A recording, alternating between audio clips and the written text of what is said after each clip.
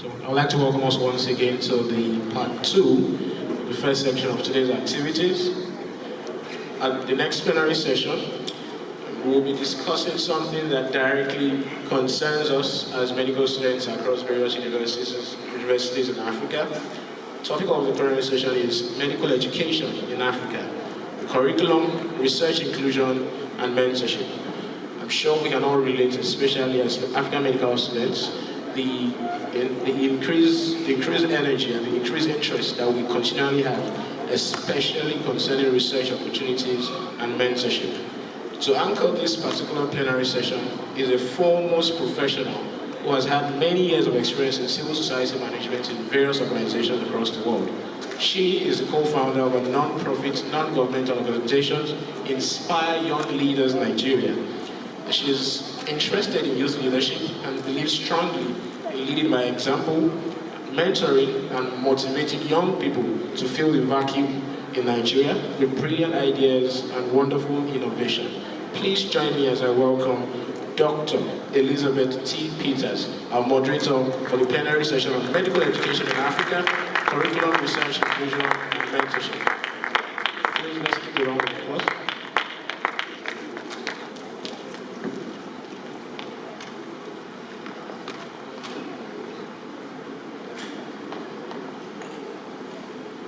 Thank you very much. Good morning, everyone. It's my pleasure to be here and to first of all introduce our keynote speaker for this panel session. Her name is Dr. Elsie Kiguli Mawadi. Please forgive me if I said it incorrectly. Thank you.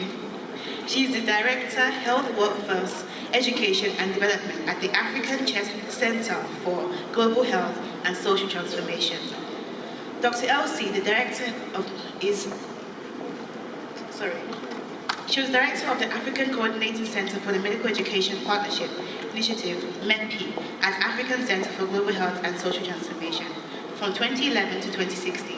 She's an Honorary Associate Professor of Radiology of Makerere University. In her current position, she provides internal leadership of the education initiative at ACHES.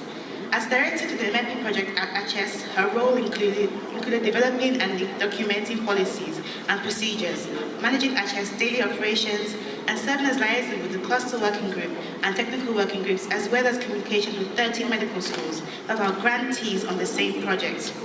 She conducted site visits at these schools yearly for monitoring and evaluation of their projects and was responsible for identification and giving technical assistance in the area of health professions education. She convened the technical working group that was tasked to develop technical work competency-based education. She represented MEDP as a speaker at numerous international conferences. She was also responsible for MEDP research activities at ACHES. She had until December 2010 been an associate professor and head of the Department of Radiology at the College of Health Sciences, Makerere University.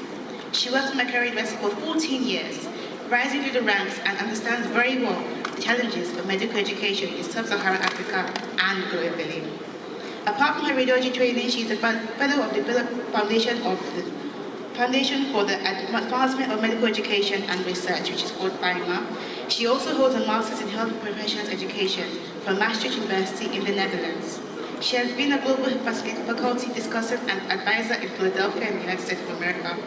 She has been a member of the faculty for the South African FIMA Institute. She's a hands-on educator and a special interest in innovative education.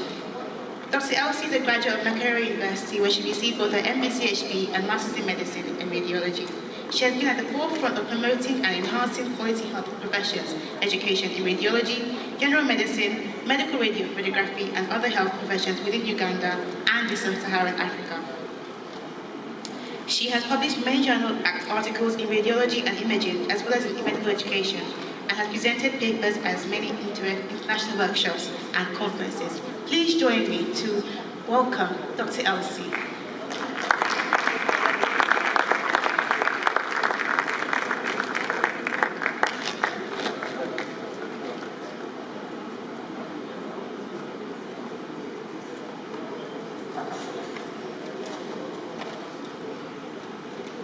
Thank you, Elizabeth.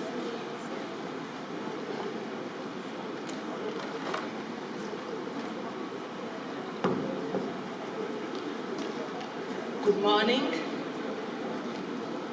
I would like to thank Famsa so much for having invited me. Thank you so much for putting up such a lovely conference. I've been energized, I've been excited. I've really loved the interactions, especially with the students. And I'm really impressed by the organizing committee, the way we've done this. And also I've been really impressed by the questions that the students have been asking. So thank you so much, Famsa. It's exciting to be in Ibadan. I've been here several times, but every time I come, I see the university growing, and it's quite exciting. So I'm going to just give a preamble before we get into the panel discussion on medical education in Africa, curriculum, research inclusion, and mentorship.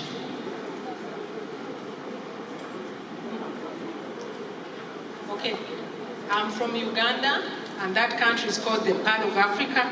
I think each country has its own name. I don't know what the name for Nigeria is. Is it the lion or something? Giants. Oh, that's great. So Uganda is the Pearl of Africa. It's a small country in East Africa, really beautiful. We have a lot of water and a lot of wildlife. So I'm just going to talk a little about the history of medical education in Africa, talk about the current status. I'll tell you a bit about the Medical Education Partnership Initiative, which I was part of, a bit about the challenges and the socially accountable health professions education, and something on research and training. Then we'll get into research training and mentorship, then we'll get into our panel discussion. So there's a famous Professor Monokasa from Cameroon, who actually worked at the University of Ibadan for a long time, and also at WHO, and worked also, he's the one who established the first medical school in Cameroon. And he described the growth of medical education in sub-Saharan Africa as the growth of bacteria inoculated onto a culture medium. And I think for medical students, this is very pertinent. So he described that there was a lag phase. You know, when you inoculate the culture medium with bacteria, at the beginning, there's very little growth.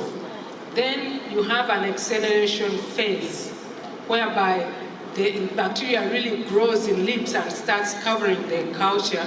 And then the exponential phase, that really there's a lot of growth, and it takes in a lot of the nutrients. And then later on you get into the decline phase, when now toxins come in and the bacteria starts to die, and later on the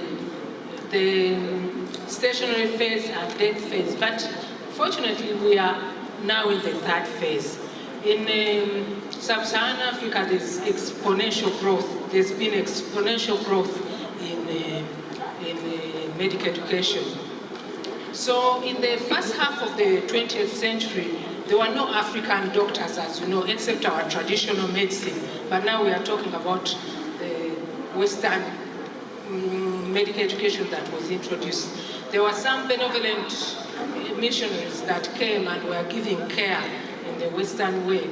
Between 1950 and 1980, when the African countries started getting independence, there were doctors now made in Africa. And we all know Makerere University, we know University of Ibadan, Khartoum University. Those universities were established to train doctors. And those doctors were very well trained and worked very well in Africa. And by 1980, there were about 30 medical schools. But in the last 30 to 40 years, there's been an exponential rise in the number of medical schools. And that is just, of course, University of Ibadan, and that is the main hall of Makerere University. Makerere University was established in 1922, and that's when that hall was built, and is still standing as the main hall of the university. So that is about our history. But what is our current status? Of course, Many things have been said about the quality and quantity, but there have been major developments in medical education in our region. There's been an increase in the number of medical schools. So in terms of quantity, we are producing far more doctors that were produced in the 1980s. And our curricula has been evolving. So there are innovative ways that have been developed, like we are using problem-based learning, case-based learning, community-based education, also looking at our competences, using competence-based education, and building skills labs. And a lot of e-learning using ICT in teaching has also evolved. There's also been an increase in research that is coming out of our medical schools. And we've got more learning and teaching equipment. Our infrastructure has increased. It doesn't match, of course, where we'd like it to be, but it has also improved over time. We have more collaborations and partnerships, and there have been some Africa-wide education projects, like the Medical Education Partnership Initiative, which I'll tell you about, which now has evolved into what is called the African Forum for Research and Education in Health. So just to tell you a bit about this Medical Education Partnership Initiative, this was a $130 million project that was funded by the US government to try to improve health professions education in the region. And it involved, the main grantees were 13 schools in 12 sub-Saharan countries.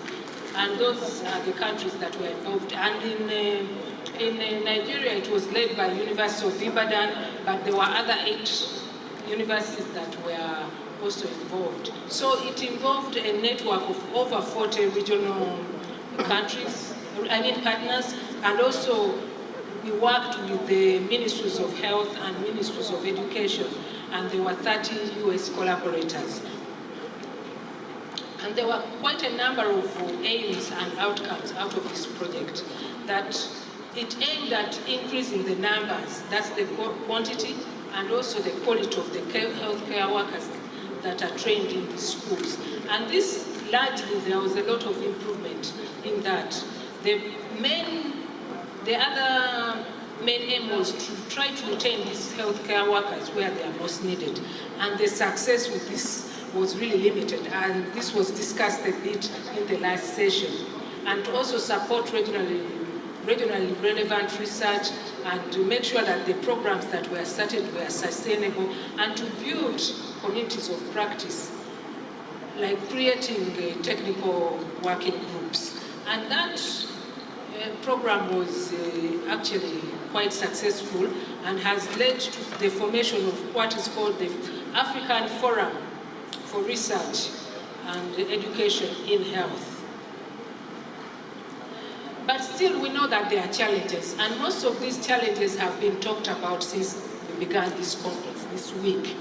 We know that some curricula are still fragmented and outdated. We have curricula that we teach in silos. We go for public health here, and we do internal medicine here, and there's no crossover at all. And then we have a lack of faculty, especially in the basic and laboratory sciences. And I was impressed, yesterday I went to the Department of Anatomy and Physiology and Biochemistry here, and I saw that there's growth there, and that is really impressive, because in most universities, there's a big problem. And there's the lack of accreditation systems. And also, our student selection is really geared towards who gets the best marks. And does it mean that the person who gets A's or A stars is the one best suited to become a medical doctor? That is also something that we need to look into. And then there's insufficient supervision of clinical experiences. As somebody earlier on said, because of the pressures of work and poor remuneration, you find that clinicians actually are not in their places to supervise the students. And you find that, like, for example, the senior house officers are so overworked, and they are there to be trained, but they're doing the bulk of the work without supervision. And we also, there's training at tertiary institutions. You find that we are being prepared to go and work, not only at the tertiary institutions, but most of our training takes place in the tertiary institutions, and then it makes it difficult for people to be able to go and adapt and work at the low health centers and district hospitals. And of course, there's limited postgraduate training, and sometimes it's inadequate. And then the issue of immigration has been talked about.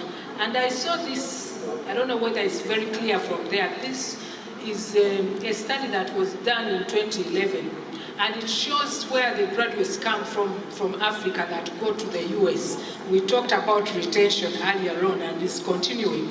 And University of Ibadan actually, I noted, was up there. It has the highest number of physicians that leave. There are others, and Makerere University is also one of them, so I'm not really picking. But most of these are actually Nigerian universities and others in the region. So the problem of immigration is continuing. Then we talk about competencies. What are those competencies that make our graduates fit for purpose? Of course, there are many, and I understand that in Nigeria, you've come out with the competencies that you'd like your doctors to have when they complete. I've just highlighted a few of them, not in detail, but we need to produce people that are prepared to work where the services are most needed. And as you see, in most cases, this does not happen. So that we are socially accountable. And this was talked about by, I think, Dr. Basiga yesterday from Rwanda, that we need to be able to respond to the needs, to the health needs of our community. So that but this requires us to train in real life situations, because if we only train at the higher institutions of learning and we don't go out to the communities, it's difficult for us to identify with the communities and be able to also work there and deliver care, appropriate care. And we know that in Africa we have limited resources, and the resources become even fewer as we go down to the communities. So we need to also be prepare our graduates to be able to work within limited resources, and also to use clinical excellence as a foundation for teaching and research. And our graduates need to be trained to be leaders, managers, teachers, and mentors, and change agents. And I think being a change agent is very important, because as doctors, as medical students, when you finish and you become doctors, you are required to be managers and leaders in your communities and be able to actually cause change, positive change. And this is expected of us. And I think even in the earlier discussion, this was alluded to. And the issue of communication was also talked about yesterday. And as curricula change, people are using different models to make sure that the graduates are able to be good communicators. Things like problem-based learning, so that students can discuss and be able to communicate. Community-based education and service, so that people can communicate with their communities. And we need also to ensure that there's quality assurance through strong regulatory bodies, strong professional associations, and of course Famsa is the one that will lead into these strong professional associations. And we need to have evidence-based demand, so that there's research in medical education, so that we can improve our medical education depending on what we find. And for research and training, I found out that only 1% of our GDP in low and middle income countries is actually invested in research. So what do we expect if we invest 1% of our GDP in Africa in research, then we will expect to get 1% also out, because most times it's what you invest is what you get out. So this causes challenges. There's insufficient funding, there's also lack of political support, very few trained researchers, and even a few that we have most times end up migrating. we have absence of supporting research environment. The infrastructure we have is really limited.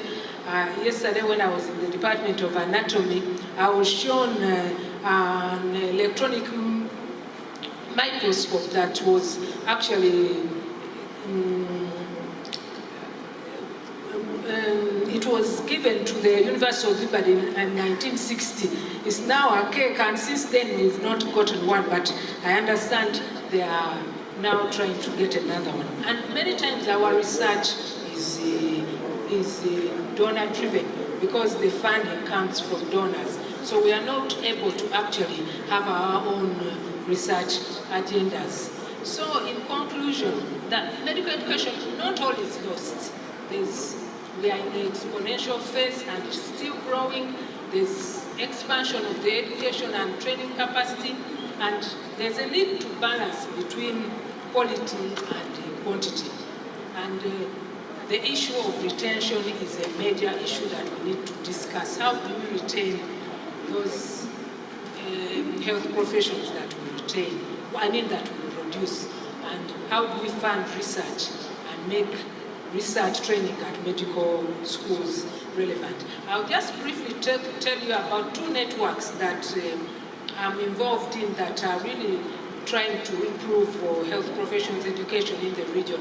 And one is global, another one is regional. There's the Network Towards Unity for Health, and this is a global initiative that works, it's a network of networks that is trying to improve education, and many schools actually from Sub-Saharan Africa are part of that network. We need to have these global partnerships to be able to work with them and improve. But also there are local networks like the African Forum for Research and Education in Health. It is new, and this is also working towards improving health professions education in the region. And they have, the next conference will be in Lagos, Nigeria. I wanted to make sure that you don't miss this if you are really interested in improving health professions education. Thank you so much. There's that African proverb that says, if you want to go fast, go alone. If you want to go far, go together. So together we can go far if we try to contribute, if everybody plays a part wherever you are. Thank you very much. Thank you very much, Dr. Elsie. I would like to introduce another panelist in our lovely panel, and it's Professor Adebola Ogunbiyi. She's an internal medicine physician by training and has been working as a lecturer in the Department of Medicine, University of Ibadan, for almost 3 decades. She's also an honorary consultant to the University College Hospital of Ibadan. She's the pioneer director of the medical education unit of the College of Medicine and was instrumental in the implementation of the competency-based medical education curriculum. She's attended and also facilitated a number of conferences on medical education in Africa. She's a fellow of the West African College of Physicians and the Royal College of Physicians, Edinburgh. Please welcome Professor Ogunbiyi.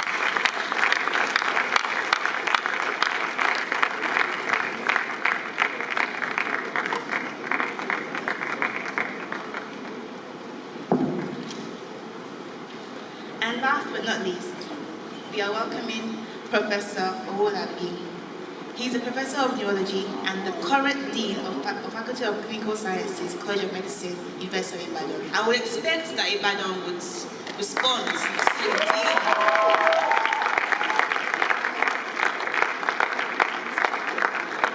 So he studied epidemiology and global health at University of Dundee, Scotland, UK, and received his Dr. Med degree at Charité University of Medicine, Hamburg University, and Free University of Berlin, Germany. He has several awards, including winner of the 2011 AUTWAS Young Scientist National Award, Earth and Life Sciences, and 2011 Inter-Academy Medical Panel International Award for Young Physician Leaders from Berlin, Germany. Dr. Professor Owolabi. So before we continue this panel, we want to watch a 2-minute video.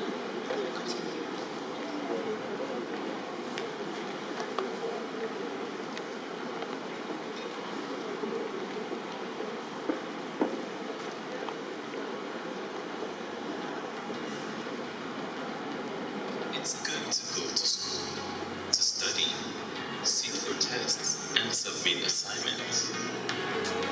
But can schooling be better? Are you satisfied with the current state of medical education in Africa? A 2016 article from the Global Public Health Journal revealed the gross lack of global health mentorship in low and middle-income countries. Decades of research have shown that mentorship influences academic productivity and career guidance for students. It has even been shown to affect faculty retention rates. Could this mean that proper mentorship would counteract the current African healthcare brain drain? Research involvement is critical, as it not only gives a colorful portfolio, it also widens our perspectives. We become critical thinkers, problem solvers, well-rounded professionals. No matter the level of training, advancement in academia is still often driven by the publish or perish maxim. Research influence, productivity, and funding are still metrics commonly used to evaluate faculty, residents, and even to a degree, students. Achieving sustainable development may continue to be a mirage if we pay little or no attention to the grooming of future healthcare professionals. In this panel, we want to stimulate enduring and solution-oriented discussions on the quality of our training curriculum, the need to improve research exposure, and the level of mentorship between faculty and students in our institutions. Be a part of this change. Enjoy.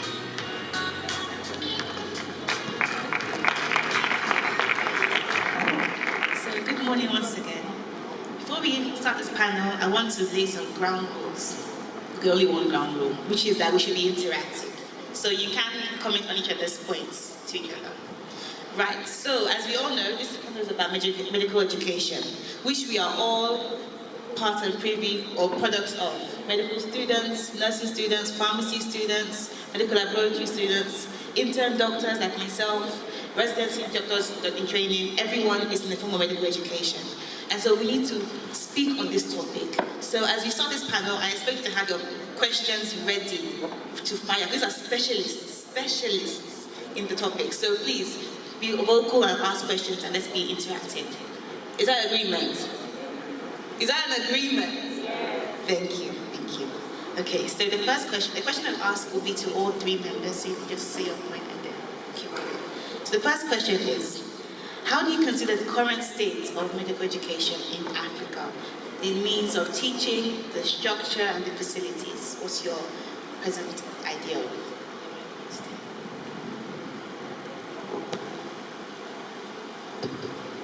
Okay, I'd like to start by saying thank you to the local organizing committee of Famsa and to congratulate everybody for a wonderful meeting. With regards to the current state of medical education in Nigeria, we've had a good summary by Professor Elsie. It's really evolving, and we're really not there. That's the truth. We've come a long way, but we're really not there. And talking for University of Ibadan, we have a new curriculum. The whole idea of the curriculum is to involve students more, to have feedback, to have more mentoring. We've had some issues. So the truth of it is that globally a lot of things have changed. A lot of us, I'm aware that a lot of medical schools in Nigeria are still in the psychometric era. In other words, the emphasis is on brilliance, scholastic, your marks. But we know things have changed. And I was happy when the keynote speaker talked about, do you need to have excellence A's to be a good student? So those are the things we have realized, that we have to involve students. So in terms of teaching, yes, I know students have complained. In Ibadan, we're trying to improve, get faculty development.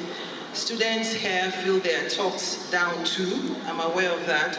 And those are the things we're trying to change. I think it comes from a long history where we're coming from, the culture here, where you say students or children are seen, not heard. And we know things like that have changed.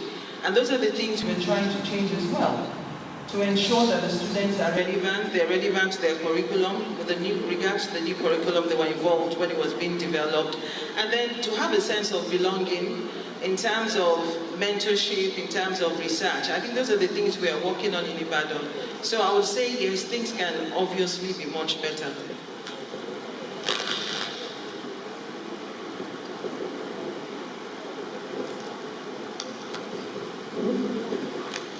Okay, yeah, thank you very much, and thanks for inviting me. And I think I congratulate Famsa for this very wonderful conference. And the array of topics and program things that have been discussed, I think, are excellent and wonderful, and will contribute to reshaping the future of medical education and healthcare practice in Africa. So congratulations. Yeah, so if we want to talk about the current state of medical education in Africa, I think the first thing we need to discuss is what parameters are we using to judge, and what is our focus, what's our vision, what's our aim, what do we want to achieve, what kind of doctor do we want, what kind of skills and competencies do we want at the end of the day.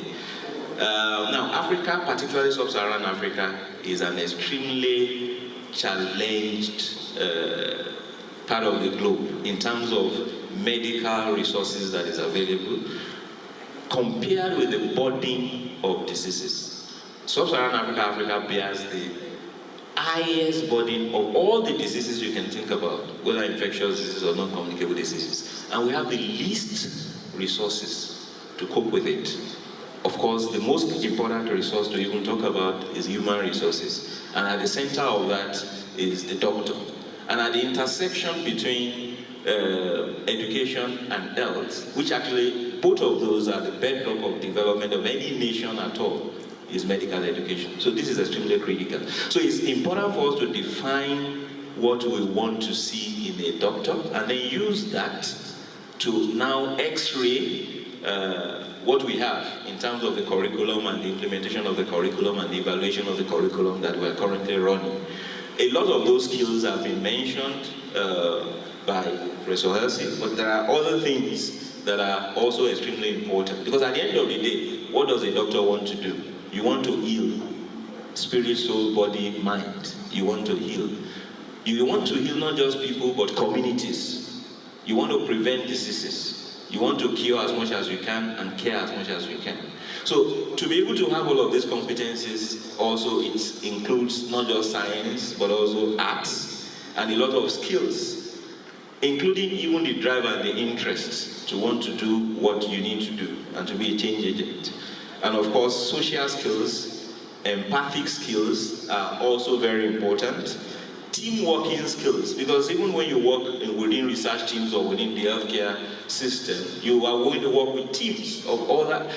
The face of implementation science now is completely transdisciplinary and multidisciplinary. That is the face of research, that is the cutting edge of research, and that's the cutting edge of even clinical care and community care and getting things done. So team working skills is extremely important. Communication skills is critical to the patient, to the caregivers, to the communities, and in fact to the policy makers, because everybody is a stakeholder in healthcare, to the students, to the pupils, for healthy behavior, lifestyle, which is important for prevention of diseases. So those communication skills are extremely important, and of course social media comes in very handy. And with this, you can really change the world. You can change how people behave, what people eat, and how diseases are prevented and treated and cured and monitored. Then, coming on board of what is required is entrepreneurship skills, which is also very important to incorporate into the medical curriculum. And of course, I say one of the most important is research skills. Research that is sensitive to the need of the community and that will have impact at the end of the day. And mentorship and resources are required to drive this. There are still a lot of problems we cannot solve, and the only way you can find new ways of solving problems is through research. And I think at your level as medical students is actually the best time when you can think across disciplines. Because once you begin to specialize, your scope becomes narrower and you rely on others to cross-fertilize ideas. So your brilliance and your ideas and innovation should really come now.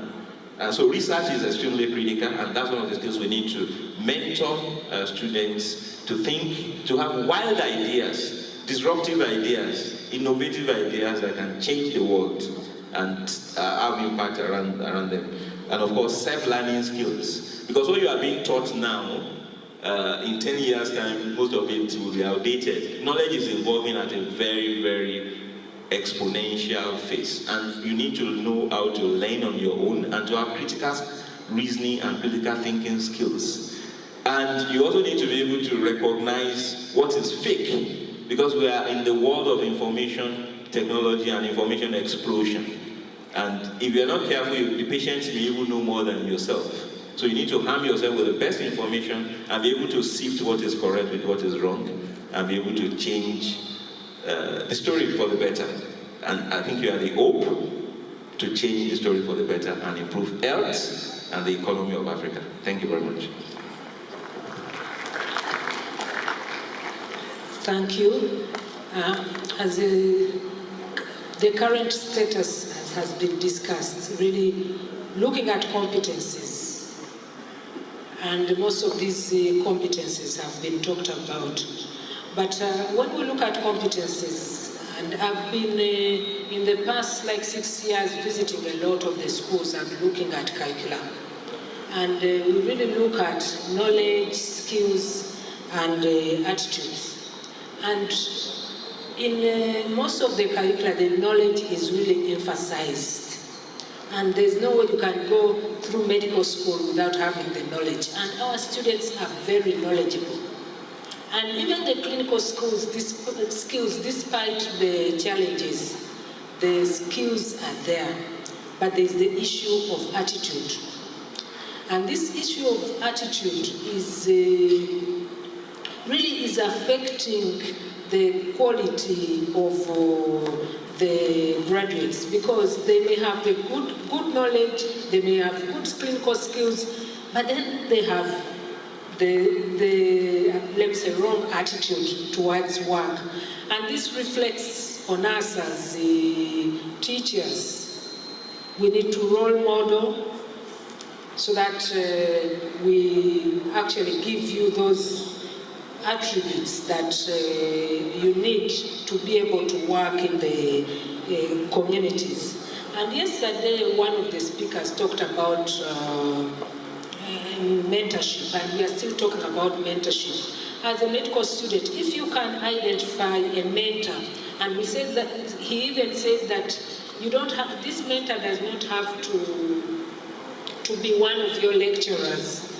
It could be maybe one of the doctors that maybe you work with on an elective or that type of thing, and whom you think is a good role model. And then you can get those soft skills that we may not actually impart in the medical schools from them. One of the other things is the student-centered learning. I think the curriculum need to change more towards the students, so that we really have the students at the center of learning, and the students become more responsible for their learning. And this is already happening. It's not enough for teachers to stand in front of the lecture room and give lectures only, but other things, so that you are empowered. You have tutorials that you lead sessions, grand rounds, and you are really participating in your own training, and even being part of the faculty boards, college boards, so that we can hear from you and know what you really need. And also the issue of lifelong learning, which has also been alluded to, because things are changing so fast. As I said, 10 years from now, things would have really changed. We have new emerging diseases. We have now non-communicable diseases. When we were students, these things were not so big, but you can see that over time things are changing. So we need people that are lifelong learners, so that you can continue learning on your own. Thank you. Thank you very much. I like my panel members. They are already going to other parts, but we're still going to get there. So, moving forward now, on us identifying the issues in medical curriculum presently. What are the issues that are there? What can be done to improve them? Having been to 2 medical schools myself, I know that there were differences between the 2 schools, and the issues that we had were faced with our students, whether in one school or the other, we're faced with different issues. But that's personally, as a specialist, what are the issues you identified in medical curriculum and how can they be improved? Issues we have identified with the medical curriculum, luckily we have changed the curriculum to try and change some things. So I'm going to start with the things we have changed. So the older curriculums, like I said, emphasis was scholastic. But recently, the definition of a doctor has changed. We've heard of it today. They're leaders, they're managers, health advocates. Okay, so a lot of that has changed. And in the current curriculum now, we have brought all that in. The new curriculum we have, and I'm aware that a lot of universities in Africa are going that way, to ensure that the students we have, or the doctors, the graduates we have, are able to hold themselves wherever they are. So things like bringing in leadership skills, those have been introduced. We didn't have that when we were in medical school. The other issue is mentoring. So there's a lot of emphasis on mentoring. The other thing is lectures, large group lectures. One of the problems we have is that the current lecture students we have, they don't like large group lectures. I don't know what happens in other places in Africa, but the students would rather have small groups where they can discuss. Now the challenges we have to that, some of it is staffing. So having inadequate staffing to have a good ratio with the students. So having fewer mentorship group, more time for the students to be involved in research. That's a major problem. The other thing is that even as teachers, we need to undergo faculty development. So I think that's a critical issue. There's a need for funding for the teachers themselves to understand the changes, the global changes in pedagogy, in teaching, new ways of teaching, allowing students. I always say that the students we have are one of the best in the countries. I think everywhere in the world, medical students are usually the top. So how come we have these brilliant kids, and by the time they're leaving, they're not so brilliant, as we say, but really they're intelligent kids. So looking at pedagogical skills, ensuring that the students have, the teachers have the opportunity to learn how to teach, to bring the best out of the students we have. And then a lot has been said about research today. One of the things I've noticed is that a lot of the students actually come in 200, 300 level and they want to start research. So these are things that the curriculum has tried to institutionalize to ensure that from very early on, when you come in, you can actually get involved in research. A lot of things have been introduced, the term papers, the portfolios. But like I said, you can have a curriculum, if it's not well implemented, then you're going to have a problem. So part of the problems I see is the implementation of the curriculum, really getting the users and those benefiting from the curriculum to understand a lot of things. The other important thing is the relationship we have with other healthcare professionals. That's a big issue in Africa. And the new curriculum is actually trying to look at all that, so that we all come together. Everybody's an expert in their field. Everybody respects each other because you understand what everybody does. We're asking for more integration in teaching, so that all of us healthcare workers, we come together. We have a forum where we come together and we have an idea of what everybody does, the expertise. So I think part of the challenge, the summary of the challenges is one, if we have more funding, then we have faculty development so that the teachers, the people implementing the curriculum are more aware of the changes that are involved. And then the other aspect is this issue of abilities, scholastic ability. And a lot of studies have shown that the best students in terms of getting A's are not the best doctors. So there's a lot that goes into having a medical expert. So I think those are issues we need to begin to look at. Yeah, thank you very much. So I think some of the critical issues that I noticed have already been addressed. Of course, one of the major ones is adequate resources to be able to implement the curriculum. Another challenge, which has not been mentioned, is issue of industrial action, which disrupts, the implementation of the curriculum on both sides, the lecturer side as well as the hospital side. That's something that needs to be looked at. And of course, we are trying to introduce the clinical skills lab, but it needs resources for that to be adequately implemented. Now, research and innovation is extremely important, because really, the young minds are the best minds to innovate. And this is actually the best time of their lives to cross-fertilize ideas that can change the world. This is actually the best time, and we need to really encourage that in a systematic and structured way, including research mentorship.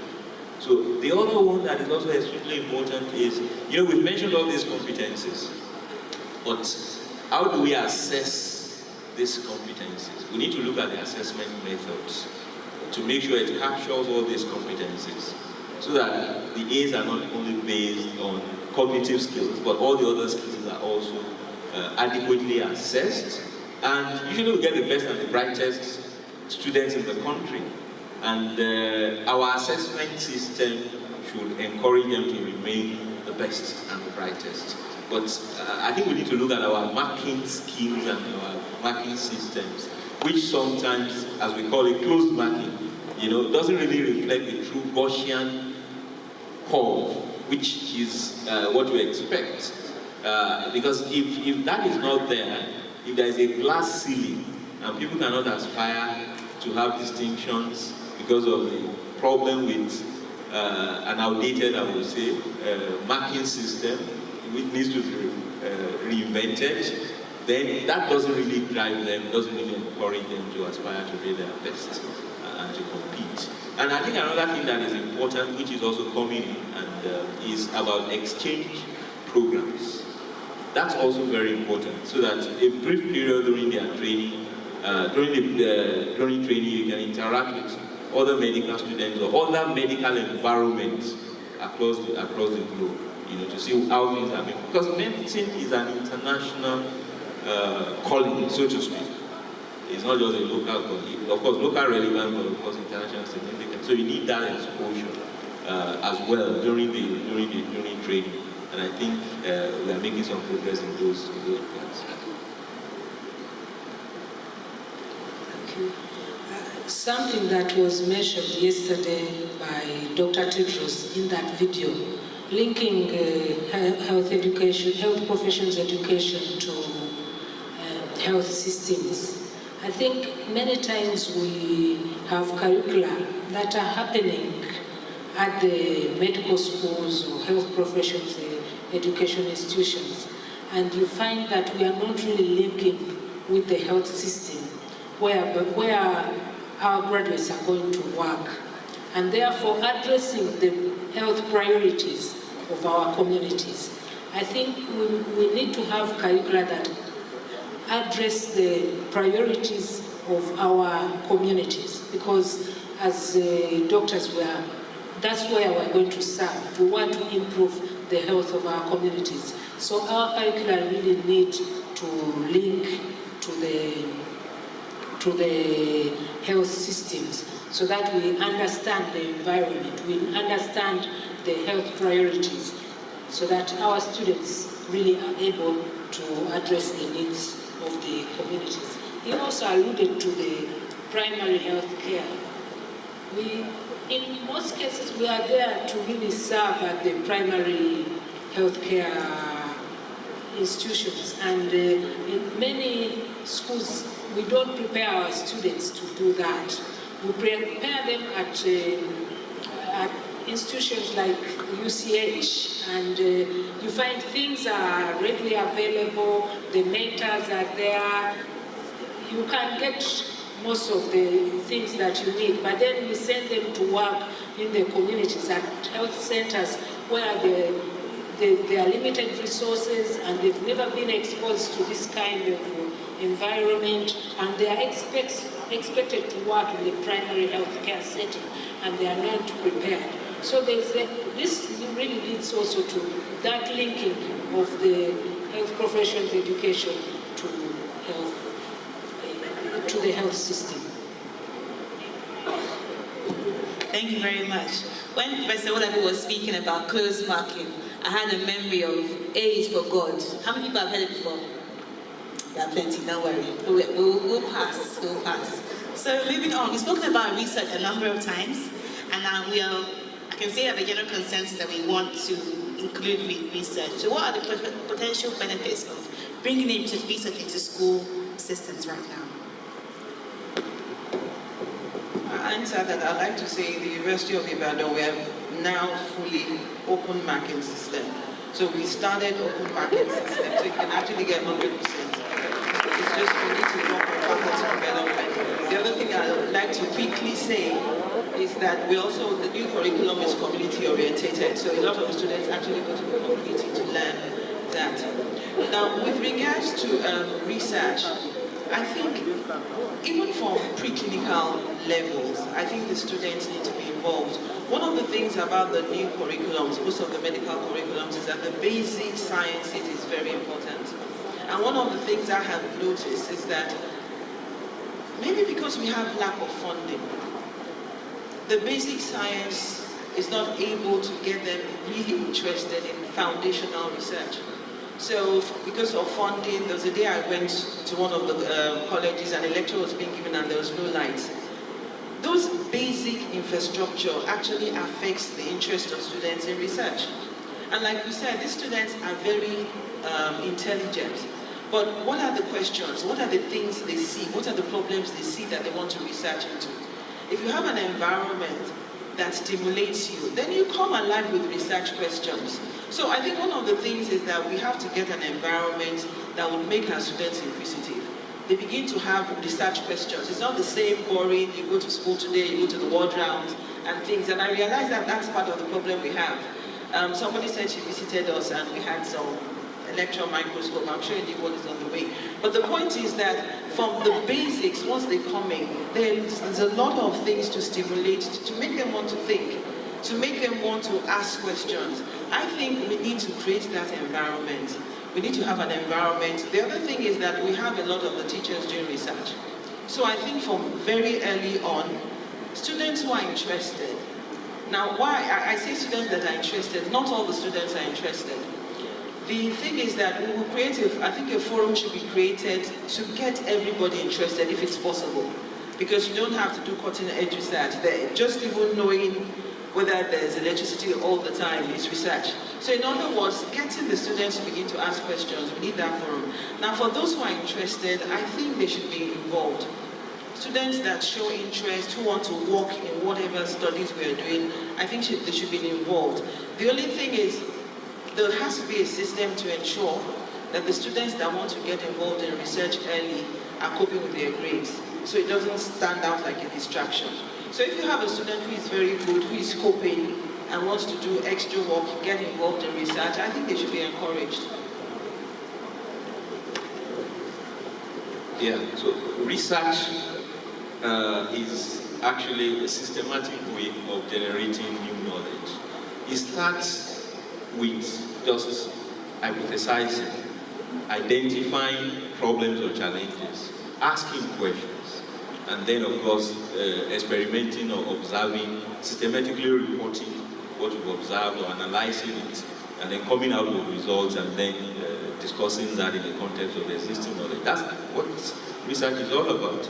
And students can definitely get involved at some level of this, even if it's just generating questions, hypotheses, thoughts, okay? And of course, eventually they also need to be trained on writing skills for research dissemination, which is also extremely important.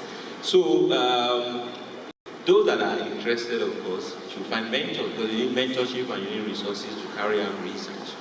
And again, the time that is required for research depends on the type of research that is being conducted. So definitely they need to include research, and because that's an important skill that is required to advance knowledge, which they need to learn about and get to know how to do that very, very early.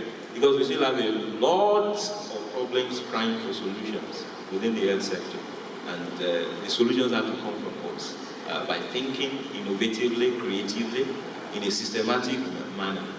And I think publications and involvement in research is always a plus when they want to go ahead with postgraduate training. So it should be strongly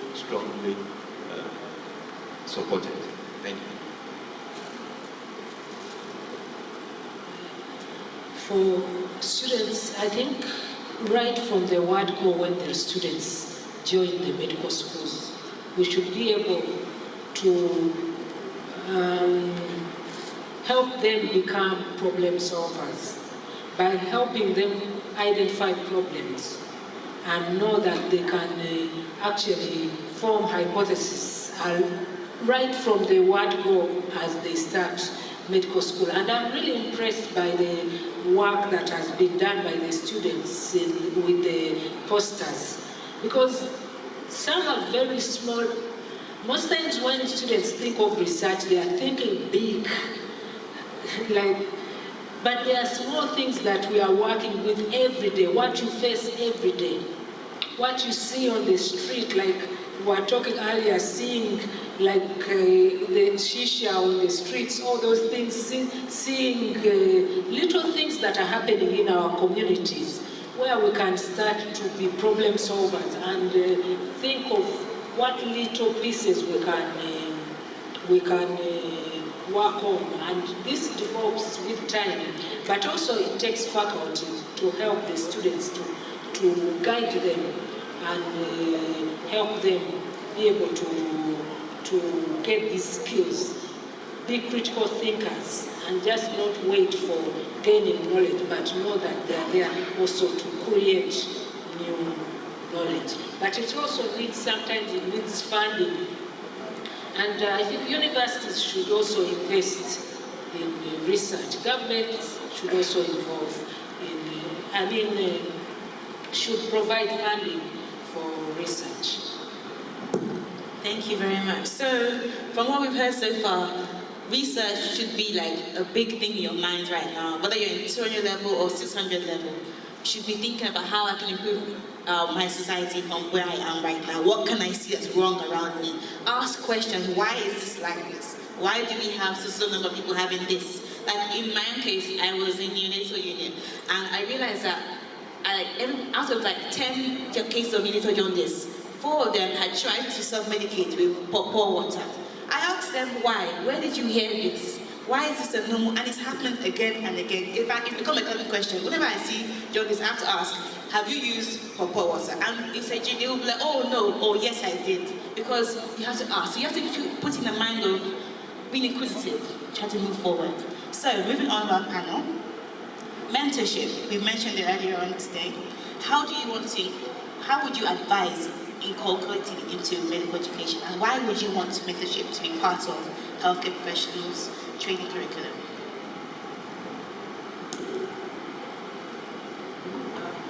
I think everybody needs a mentor.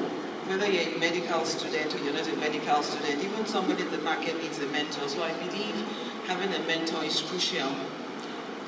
The way I see a mentor is somebody who has gone the way before, and who has learned some difficulties, who has learned where the potholes are, who knows where the funding is. So definitely if you work with somebody who has gone that way before, then things are easier for you.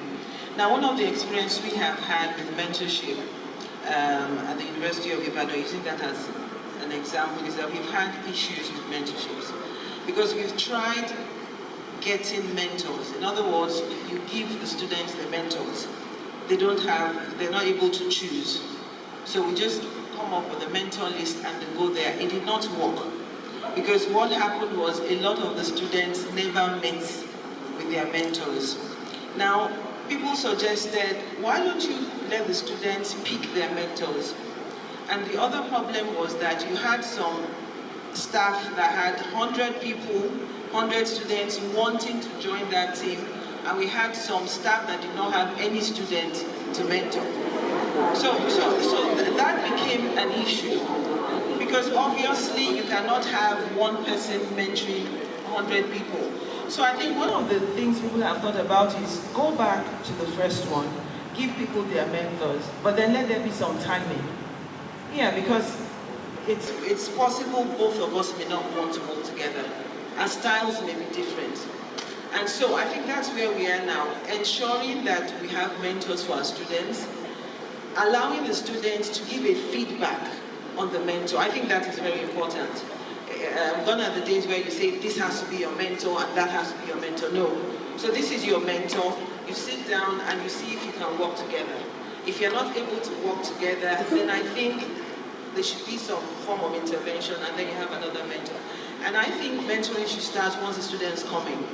We have 2 campuses, so you have those in UI and preclinical, and then you have those there. So I think you can have mentors here, and then you can have mentors there. So I think the university itself should have mentors. The students are allowed to have many more mentors.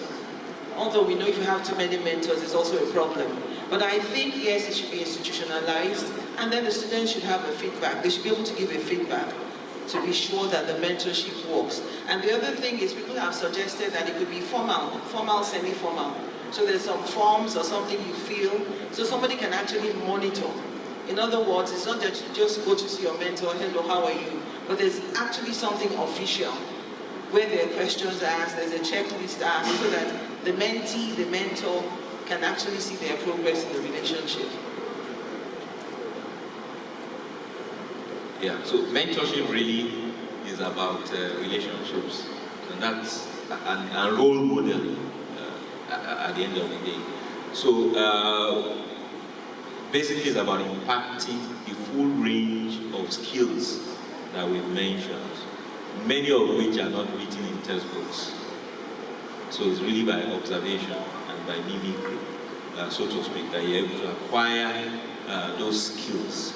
So, and that is very, very important if medical education is going to be complete, because those skills are not written in books, and they need to be acquired by interaction and relationship. So I think mentorship and the mentorship system should therefore be mandatory, if indeed we want and plan to achieve the objectives of medical education. It should be mandatory. Now, how do we operationalize it? That has always been the challenge, and several options have been mentioned. But it's just as you just have to find a way to work. Perhaps one way of troubleshooting or solving this is to have a mini committee, so to speak, including all the stakeholders, the students, the teachers, and the potential mentors, the medical education unit, and maybe the sub-links, and discuss on what is the best way to really go about the mentorship. So to ensure that every student has a mentor, at least, in fact I would think that every student should have 2 mentors, maybe not more than 2, should have 2 mentors. The first mentor may be selected through the first method. Perhaps people are paired, you know, by the institution. I don't know whether we can use softwares that can help people, you know, like, funny enough, those softwares that are used for dating and other things, that can be used to select your mentor to help you, because compatibility is critical for mentorship. So, yeah, compatibility is critical for mentorship.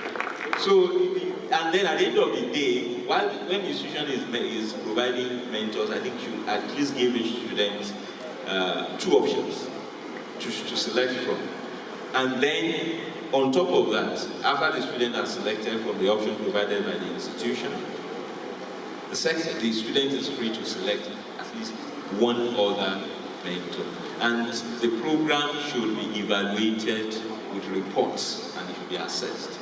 And if there's really such a committee set up, that committee can evaluate progress and make changes over time. Once it's established and the inertia is overcome, then it becomes an established system that keeps growing, keeps evolving, dynamic, and is responsive. And it's very critical. And is also very, very important, because it's going to help to maintain a very strong bond, not only between the mentor and the mentee, but between the mentee and the institution. So thank you very much.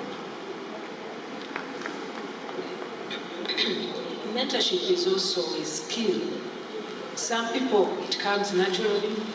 For some people, it doesn't. So not all faculty members may be good at mentoring. So I think in faculty development, that should also be addressed, so that skills are imparted to the faculty so that they are able to mentor.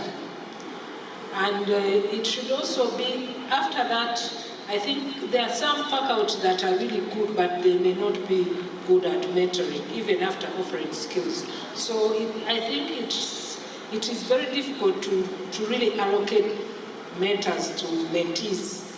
And I think this is, because relationships develop, and most times they are spontaneous. Much as we would like to everybody to have a mentor, there are some people who don't even want to have mentors. So I think these things, some of them we have to leave them to be spontaneous, but faculty should also have some, should be trained about mentorship. And the students as well, as they come into the medical school, they need also their mentees, so they also need to get some skills on how to be mentees and what the expectations are and all those things. So students also need to be made aware. And there are some people who actually have training on mentoring that can actually lead, like the committee you've said and you've talked about, so that they lead these committees and they impart these skills both on the faculty as well as the students. So that students also realize that being mentored is important, and also if they need a mentor, they know where to go and how to look for mentors. Thank you very much. About mentorship, yes, I will again emphasize how important it is, because even though the internet is wide and available for all to access, if you don't know the words to put into search or where to look for things, you're still as lost as you were the first time. In fact, you're worse than that, because you think you know, but you don't know. So a mentor will direct you in terms of how, this is how I did it, this is how I heard other people did it, and this is how it worked for them. So I will also emphasize the importance of mentorship. Our last but least question is about medical schools' ability to address the current issues on the healthcare system. We spoke about the whole brain drain issue. There's a statistic going around on Instagram and on Twitter right now that 12 doctors leave Nigeria every week to the UK. Weekly, 12 doctors. And people are going to say, I want to be among the next week people. People are aspiring to be in the next set. So how can medical schools address that? And I'm going to ask because I feel as if, as a student, there are times when your direct relationship with your lecturers can push you away from the system because of how a lecturer treated you, or how you felt in this particular rotation. You just think, ONG is not for me, never, because of how somebody was to you. And that can just turn you off an entire specialty. So how can medical schools treat the issues going on beyond the brain drain?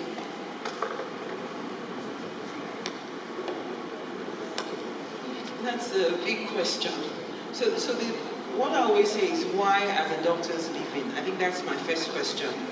And when I ask my residents, currently in my department, we've had like 3 or 4 residents leave this month. So the question is, one, jobs. So I think that is very critical. A lot of them tell me when they finish, will they get jobs? So I think that's the first thing. There are no jobs available for them. They specialize and there are no specialist jobs. So I think that's one thing we need to look at. Then number 2, I've talked to students, and some of them feel that our assessment, the way we assess, is tough, and that it's not encouraging. And like I said, those are the things we're looking at. We're looking at assessment methods, where people have said we disadvantage our students by the closed marking system, and that's why we have opened the closed marking system. What needs to be done is faculty development. Because it's one thing to say you're doing closed marking, you're doing open marking. The people going to use the assessments have to be trained. So I think we're currently on that. The third thing is, I've had feedback for some students. I'll use this medium to say our students don't give enough feedback to the right quarters. I think that is very crucial. a lot of feedback you get from students, it just happens, maybe you're close to a few students, and then you happen to get the feedback. We currently have a very vocal group of students, and they give me like feedback like every day, and I get a feel of some of the things that are happening. So I agree, people have talked about the relationship they have with their teachers, and that's one of the things I talked about. There's a lot of training going on, because I've had students walk up to tell me that, oh, this lecturer talked to me, I feel like I would like to leave the country. So we're working on that aspect of relationships. But one thing I keep saying is that we're first teachers anyway before friends, but your teacher can also be your friend. So we're working on issues. So what can the other thing is, I look at the facilities we have, it's also a big problem. I've visited our students' hostels before. Years ago I went and I really felt so sad that was the hostel and students were. So the medical students can look at the aspect of comfort. I think that is something, but funding is also a problem. I've visited medical schools outside this country, and I'm surprised the emphasis that is paid on student comfort, but there's funding.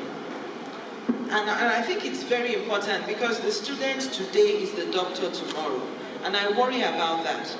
If we bring up our students in such environments, what will happen here? So when they're leaving because of that, I worry. So what does the medical school do? I think funding, what else, wherever we can get money, to make them a bit comfortable. We've talked about the relationship they have with their teachers. The other thing is that this is a digital age. And I know that a lot of our students worry when we have teachers that don't allow them to bring tablets and things like that into the lecture theatre. These are things that we are discussing. Unfortunately, things that make life easy for students, intranet, lectures, you just get the lectures, we're having difficulty because of funding. But I know that in our university, we are currently working on all that to ensure that even if you don't go to class, the lectures are available. Because after all, what we want is we want a complete doctor. And I don't think the emphasis is to look down or to make life difficult. So I think that these are all the things we'll look at from the staff point of view, from the funding point of view, and then to ensure that people have jobs.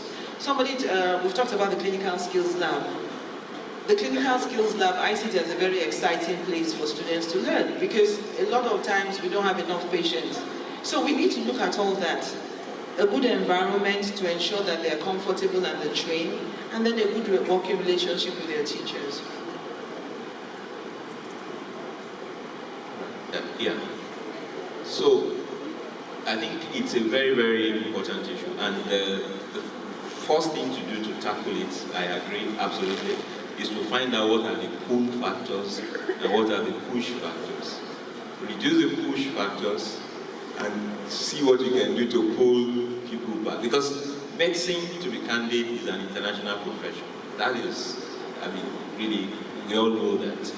So, funding for health, because that's at the bottom. I mean, that's really at the bottom. That's really the bottom line.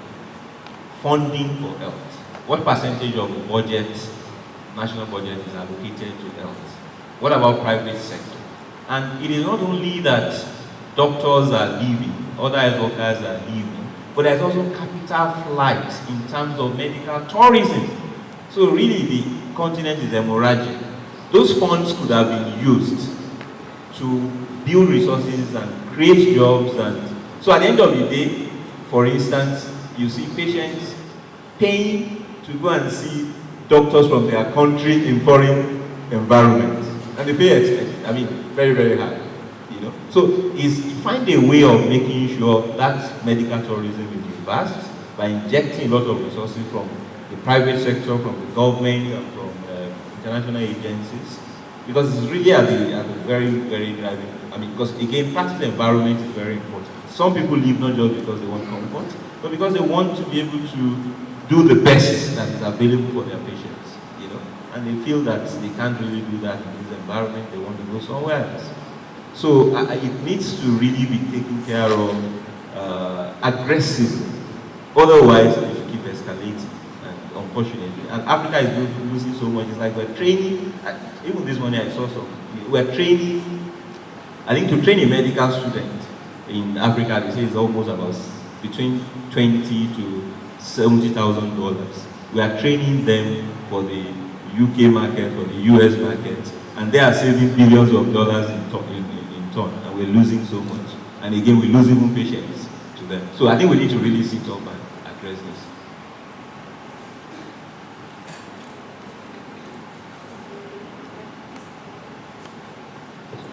I think this is really a big issue, and for medical schools, I think we are limited as to what we can do about this. It's really larger than us, but because the human resource in health shortage is really big in the globally, and the developed countries need the healthcare workers, and they have the facilities, they have the money, so the pool is even bigger, and the shortages are increasing.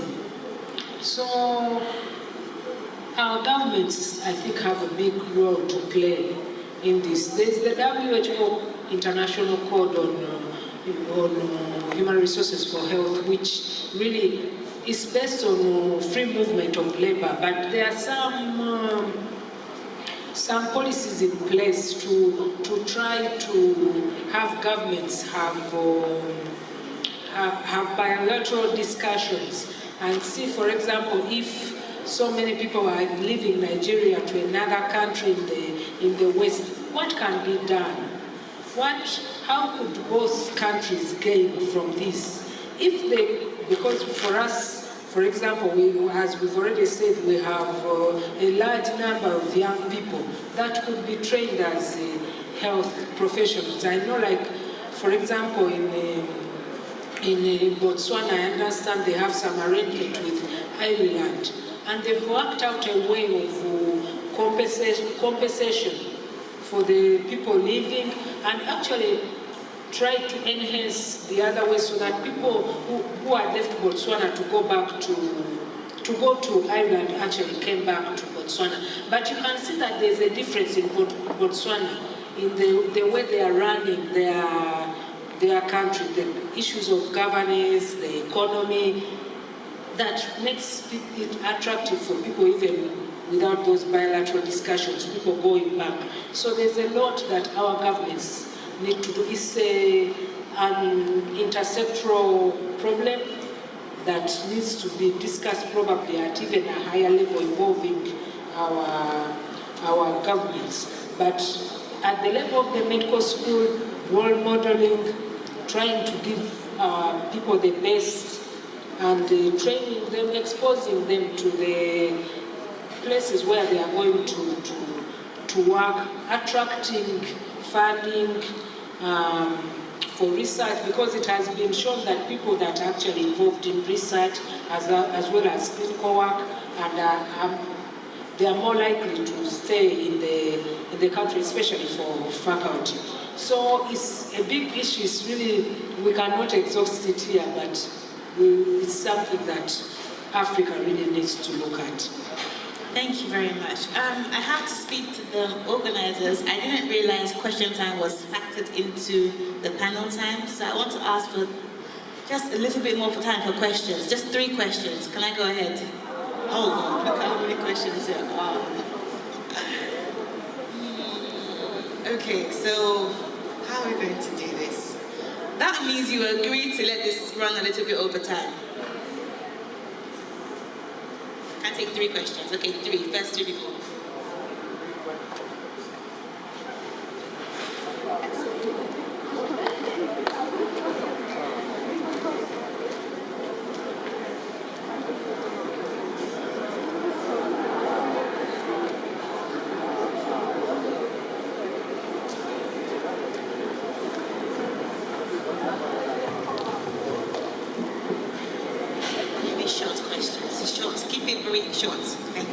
Good afternoon, everybody. My name is Sibidabo from Afebolo University, Nigeria. Okay, I have 2 questions. Mark, the first question is for you. And the second question is for you, sir. Okay, so the first one says, what teaching methods do you propose owing to the large number of students in medical classes? Like, for example, I have a lecturer in school. Whenever he comes to class, he uses the flashcards, and then these flashcards have different colors. And then use it as a form of remembrance for us to remember ourselves what we've done the last class before he begins new classes. So what methods do you propose so that we can have better teaching methods? Then, sir, the second question is for you. You know that people are scared of counseling because our cultural and parental upbringings do not encourage such. Now, how well do you think mentoring can be achieved in schools, especially when students prefer to confide in students or friends than even family members with their parents, owing to the fact that we believe that if I go to the counselor and I tell her or I tell him my problem, these situations do not actually get evaded at the moment, and then we have situations whereby the counselors do not actually reason like us, but then just take it like, oh, this student has gone past the situation before. Okay, thank you. Before we continue, we'll take all of them and then ask them afterwards. All right, thank you very much. First of all, I'd like to appreciate the work you're doing for us. We know that every year there's an improvement in our curriculum in Ibadan medicine. My first comment is about if it's possible that we are given opportunities to actually, if we are given support to travel programs and fellowship and the likes abroad. I know many of my friends that once we get opportunities to travel, but then once you hear that you're in a particular posting or in a particular department, you're like, there's no way, I can't even make it. So if things like gap years, opportunities to make sure that any time you travel to, such that you can actually leave your posting then and then cover up, you can come back later to make up for that lost time. My second question is about my first question, is about self-directed learning. Now in Ibadan medicine, we are pushing such a scheme such that you do most of the learning on your own, which you are just giving tidbits of salt in class and we have to go back and learn. But now, there are particular departments that, for example, okay, I'd rather not mention, but you have to, for example, you spend about 8 to 5 in school, in an 8 weeks posting, and then you have to do 23 calls of the paper says you have to do a call of 6 hours.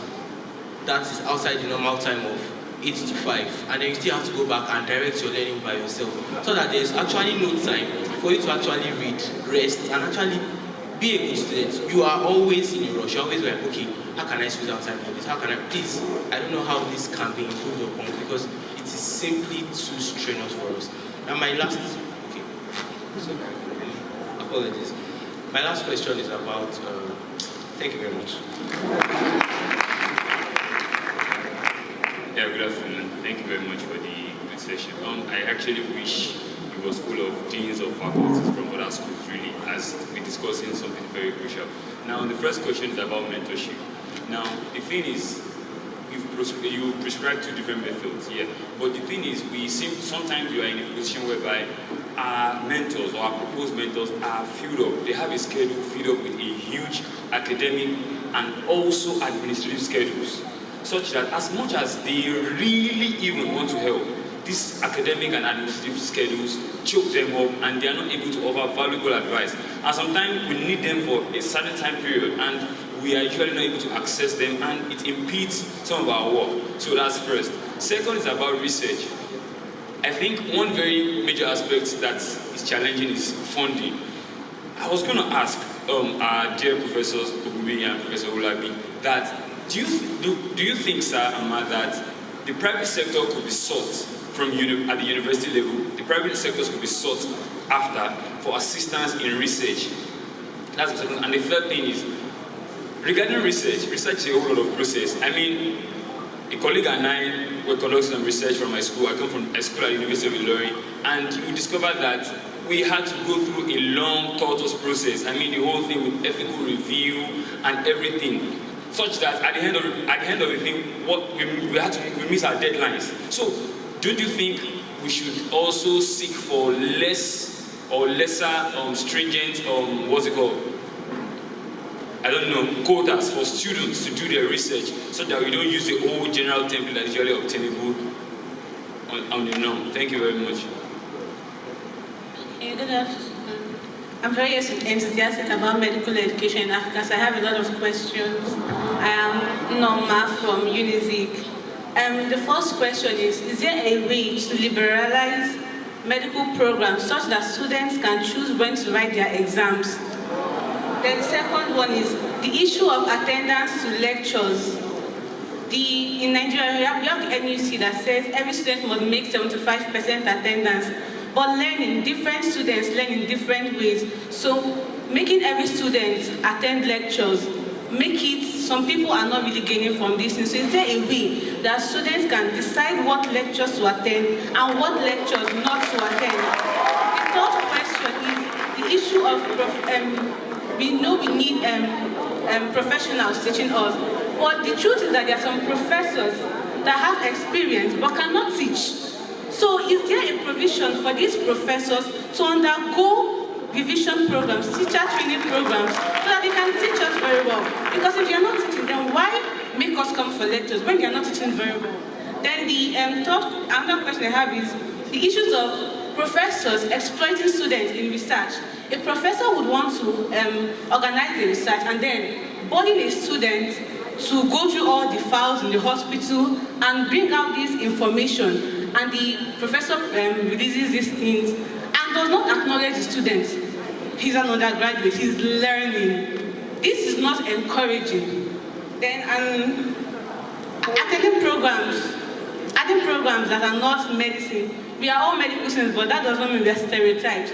Most of us in medical school have talent. So is there a way of bringing programs that help to build other areas apart from medicine? Thank you very much. Good afternoon. My name is Jamal Abdul from Somaliland. And I have many questions, but with the time, I will ask one question. Research program is very important in every educational settings. So how should we make our research product or findings impactful and scalable throughout the continent? Thank you so much. Good afternoon, ladies and gentlemen. I am Lefika from Botswana.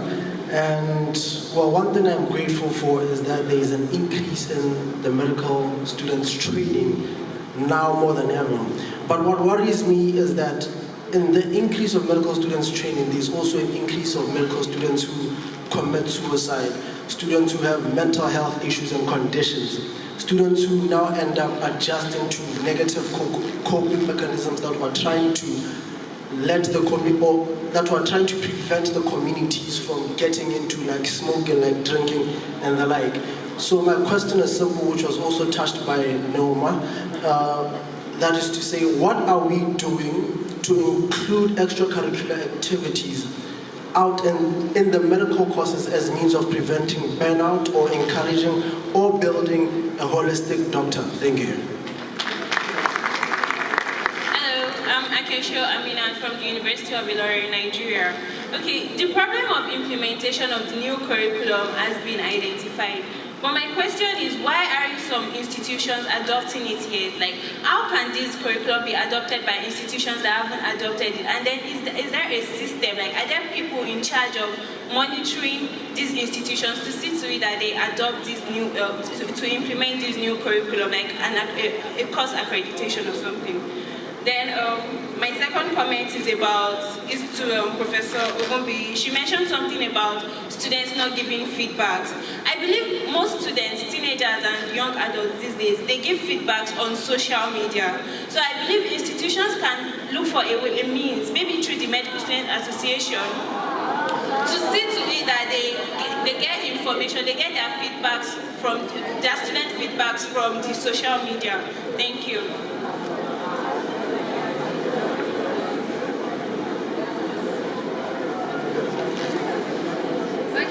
My name is Lauren Johnson. My question is actually about healthcare education in general. The person that takes care of a patient isn't only medical doctors. It consists of nurses and a lot of other healthcare professionals, pharmacists. Now, is there a way, we know currently in Nigeria that there's some sort of disconnect or communication problem between the doctors and the nurses. That's why it seems that one faction is always going on strike about something that the other faction isn't doing properly. Is there a way that we can fix this problem at the education system where instead of having medical students take lectures only by doctors, if they need to be taught something in basic patient care, we can have nurses take it instead. And then these extracurricular activities like research clubs, is there a way we can make them holistic for all the healthcare students, like not just medical students and nurses in training, so that they are used to, if they are used to working together from while they're in school, I feel that it will not cause a lot of problems when they become professionals. Thank you. Good afternoon, stars and mans. Okoro Oladipo from Go University, Nigeria. Please, I want to ask if there is a way to make medical education a lot less emotionally traumatic when we are being dealt with by our lecturers. It might be possible that they also went through the same trauma and that brought them to be the people they are now. But I guess there might still be a way to not necessarily wash a student down, but at least giving the right advice in the right way to not make a student discouraged, just to add to the mental health question that was raised. So my second question is, in our medical curriculum, doesn't it appear that the preclinical side is a bit neglected? Because it's from some things I've come to observe, some schools in Africa and even some schools in Africa, their preclinical studies do not really have that much emphasis. Everyone is just like, okay, the clinical side, when you get there, that's the main thing. For instance, some schools, the lecturers don't even teach the students how to dissect, how to learn these techniques, which are much more important in surgery. So please, is there something that can be done about it? Thank you very much. Good afternoon, everyone. My name is Sandra Nazo, a final year medical student from University of Ibadan. My question is about production of results. Like, I'm aware that the new curriculum allows open marking system, but is it possible that we adopt the method that Cambridge University or advanced levels use, such that the highest person in a class is upgraded to have like 99%, like or a certain number, like, or the best 20% in a class or the best 10% in a class is given honors, is given distinction. So we don't just restrict distinction to a particular score, but distinction will be based on the performance of the class. Then I also have a suggestion as regards surgical postings. Is it possible that medical students are given opportunities to scrub in during surgery, such that it will be made mandatory that you don't just stand and watch surgeries? Like, for every surgery you watch, a student must scrub in. And in order to do this, we can make it that some students will be in the theater, while some students will be in the surgical skills lab. So that's my suggestion. Thank you very much. Good afternoon. My name is Rosemary from University of Ilorin. A lot of questions, almost all the questions I wanted to ask have been asked, so I'm just going to go to the recommendations that I had listed here. I want to recommend that lecturer assessments be part and parcel of the new curriculum, such that for every lecture or maybe for every posting, for every session, the university gets the students assess these lecturers and send them back to the university so that changes can be made. I also want to find out, for example, in my college, I'm from the College of Health Sciences, University of Ilorin, and in the clinical years from 400 level to 600 level, there is no break. I want to know, one, the rationale behind that. Why is there no break? Why would we have students in school for 3 years with strenuous exams without a break? I would also like to know what can be done to make the curriculum less stressful. For example, after our MB, our final MB in 400 level, we are expected to start the next posting on Monday. I don't see how this is helpful to any of us, and I would like that would be looked into. Thank you. Good afternoon. I'm Ayomikun from the University of Ilorin, and I would like to ask that how is it that this new curriculum can help students to pass? When we enter in 100 level, everybody's like, I want to be a doctor. You enter 200 level, first of all start seeing some scores. Now I'm in 400 level, the part and farm class, and results have been bloody. Bloody is an understatement. It has just been bad, and most of my classmates that are here can testify. Most of us entered with a passion for medicine, but as the results keep on coming, month by month by month, we lose interest. Why should I do something that I don't pass? So please, how can you help? Thank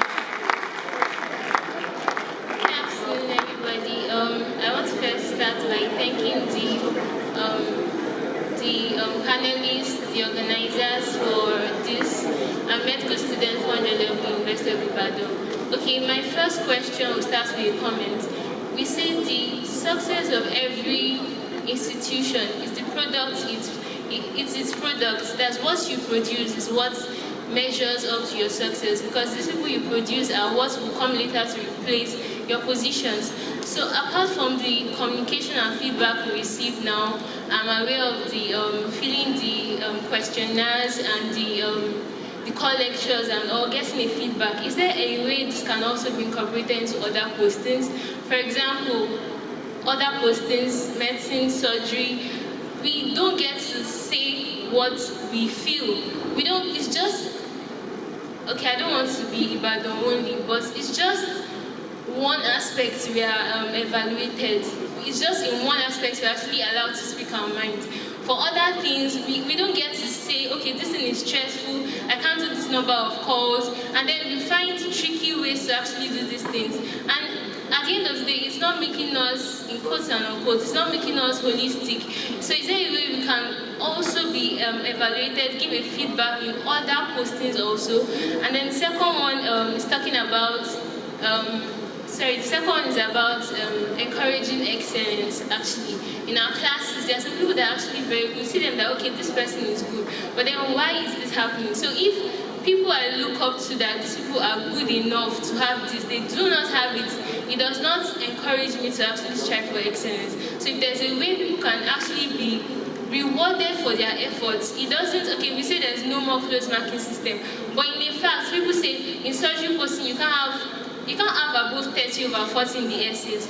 Why is that possible? I stress and I swear to do this. So why can't I have the reward for my labor? I don't know if it's peculiar to the medical profession, because we even see our residents, they keep working day and night, but they do not, they're stressed here and there. So if there's a way we can actually be encouraged to do more and do better. Thank you. Thank you for this platform. I am Anima Chamdario from the University of Ibadan. I just want to say, is there a way the health of medical students can be taken more seriously?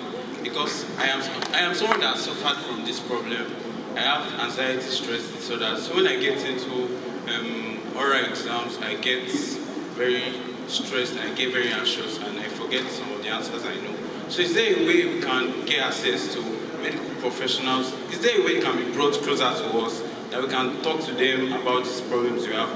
Not just mental health, physical health too. Is there a way we can have more access to these medical professionals that can help us in all these problems? Thank you very much. Thank you very much for the insightful session. I am Ryan from the University of Ibadan. My question is about funding health medical education. I think we've had a session and we've been told that funding is actually a major issue. And most schools are advocating for an expensive medical education. I also want to know is that there are no other options that we can explore, considering that this is actually denying certain individuals opportunity of venturing into medicine. Then I also have a question about mentorship. A major point was raised by Professor Ogumbi about students not wanting certain lecturers and consultants being their mentors. I don't know, are there plans? Is there a way that the school is looking into retraining staff? Because personally, there are some consultants I wouldn't want to stay with in clinic, because it's not beneficial. It's more, when you leave, you probably just get depressed rather than getting more knowledge. Thank you very much. Good afternoon. My name is Akbo Chukwudi, the final medical student at the Bonny State University. Most of my questions have been asked, so I will just ask the last two. The curriculum committee, I know they are actually involved with making a lot of things happen in the medical school. But then again, upon graduation, we are being expected to get an internship slot within 2 years of graduation. But a lot of times, many of us have been proposing that there should be a national framework, like the National Youth Service Scheme, whereby once you graduate or your internship within some months, you will actually be placed into accredited health institute where you go on for your internship. But that is not obtainable. We see whereby some doctors, after upon graduation and being inducted, they are at home for over 2 years and they have to go back and get a re-license before they can look for another slot. And it's so appalling. So it's those of us in final years in the school now, we are somehow getting scared. how am I sure that if I don't have someone, I'm going to get a slot to, know I'm going to do my house job? That's it. Then the other last thing I'm going to talk on is what the main speaker talked on issue of the exchange programs. Many of us who are just being taught on the textbook about heart pacers and the rest, or some of our colleagues who are being privileged to go to the US, the UK, and even some neighboring African countries where they have good exchange programs, they're able to see these mechanical devices and all that, and it actually helps them a lot. So is there any way that our institutions here can actually help? Because we know major of the challenges the exchange programs are that of funding. If they can come and help in that way and make it better for we students to be inclusive. Good morning, afternoon. Babajide Oyekule, Ibadan, founder level medicine. Thank you very much. Wonderful panelist. I want to cite something that Professor Obaro said. He said we need exposure. Ibadan has this particular rule that if you've once failed a module, maybe even during preclinical years, biochemistry or physiology or anatomy, or if you fail any module at all across medical school, you are not allowed to travel out of the country for your elective to gain more knowledge, exposure. I want to ask why. The only reason I've been told is because you don't want us to embarrass you. And yes, I mean, isn't that the kind of student that needs that kind of exposure more to see what exactly is wrong? And then another question is, for research that has not been basically covered in the preclinical years in the Nigerian system, seen as in some universities is deficient, how do we go over that when we want to go into research, seeing as research is basically a lot of strong preclinical work? Thank you very much. Right, so we have a whole lot of questions. I would, first of all, thank you very much for your questions. Now, we have, as you can see, the time. So if you can compound the answers to as many as similar to each other, please help us. Thank you. So what I've decided is Professor Olabi will take research questions. I'll take some that are directed at me. So I think one important thing about this curriculum is that every medical school evaluates its curriculum and then comes up, revises the curriculum. So it's an institutionalized thing. I am aware that University of Ibadan, we did ours, were the first to launch ours, and then I know UNILAG and I know other universities are coming up. Now the NUC, that's the body in charge of education, has a minimum bench standard. So they're not going to insist that all medical schools should go this way. What is important to them is that they have a minimum bench standard. And once your curriculum passes the minimum bench standard, then it's okay by what you do. And when they come for accreditation, they'll look at that. Now, somebody talked about teaching methods. One of the things I like to say is that we all agree that when we signed up as clinicians, we are not necessarily teachers. And globally, that's why we have these medical education departments. So a lot of medical schools now have medical education departments. And the job of the medical education department is to ensure pedagogical skills. So we're teaching the teachers, teaching and learning. We also work on implementing the curriculum, and we also research and evaluate the system. So I've heard a lot of people that are worried about the teaching skills of their teachers. It's one of the things I'm aware we're doing, and I know most medical schools are doing that. In the University of Ibadan, the new lecturers actually go for a course on pedagogical skills. So yes, we are talking about professors. Maybe the professors haven't gone for their pedagogical skills, but it's one of the things that is being worked on, because we realize that we're not primarily teachers, and the fact that I have an MBBS or an FMCB doesn't make me a teacher. So I know the university is working on pedagogical skills. Somebody talked about teaching methods. The teaching methods will depend on the class size, and it will depend on the objective of what I want to carry along. So large group teaching, the lectures, they're straightforward. The problem-based learning, which is popular, case-based series, when you have smaller classes, you tend to do that, and that tends to stimulate the students and the seminars. So we cannot say each teacher has to use a flashcard or has to use a particular method. It depends on what you want to carry along. And all these things are learned when you go for the pedagogical skills, so I think things would improve. The issue of postings and elective, with the new curriculum, electives are there, every student is entitled to electives. Now the issue is whether you go out or you go in, or whether you stay here. So you do have people going out and you have people staying in. The comment of the last speaker has been taken, I've heard it asked frequently. That is why we need feedbacks. In the University of Ibadan, the students assess the lecturers. However, the problem we have had is that the students do not want to access the lecturers, despite the fact that it's anonymous. We had to stop giving questionnaires to a particular class because they were not assessing. So whatever we get, we assess, and the lecturers actually get a feedback of what is going on. In terms of what else is assessed, the postings are actually assessed. But the same problem we have when the questionnaires get to the departments, some students don't feel it. So one of the things about this curriculum is to ensure that our students have a feedback. The questionnaires are anonymous intentionally, so that you can actually feel free to say what you want. And a lot of students have asked me, do we look at this? Yes, we look at this. Some of the comments, the ones we have power over, we change. The ones we are not able to do anything, we pass it to higher authorities. So the electives is ingrained in the curriculum. The new curriculum we have in Ibadan has vacations. And I believe every student should have the new curriculum because the digital version is available. You can look at the spread, there are vacations. However, the industrial strikes remain a big problem because the industrial strikes takes the vacations, and I'm aware that the students complain when we ask you to repeat a whole posting. So getting the vacation, getting the strikes, everything in place, I think has been difficult. When to write exams. Currently, staffing is a problem with a very good curriculum. I believe that the University of Ibadan curriculum is a very good curriculum. And I know that a lot of people are using it in different universities. But staffing is a big problem.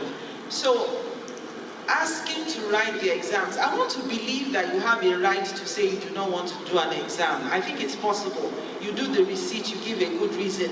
But to say that this particular exam I'm supposed to take now, I'm not taking it now, I'm going to take it sometimes. I don't think we have the space and we have the teachers to cope with that. So if you do not take an exam now, you take a receipt. The staffing does not allow us to have individual exams for students. Pedagogical skills, we've talked about that.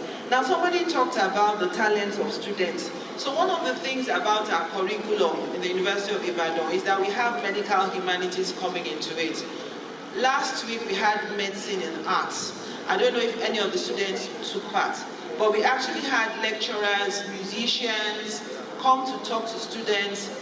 They had sessions, music, arts, different things. One of the things we realized is that just the psychometric aspect of medicine is not everything, and people have skills. So this is one of the things that has been introduced.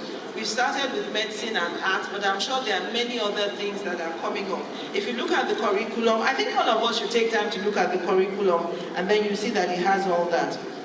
Mental health issues. Last week, one of the lecturers called me from the preclinical class and said they had noticed an increase in the number of students that were breaking down.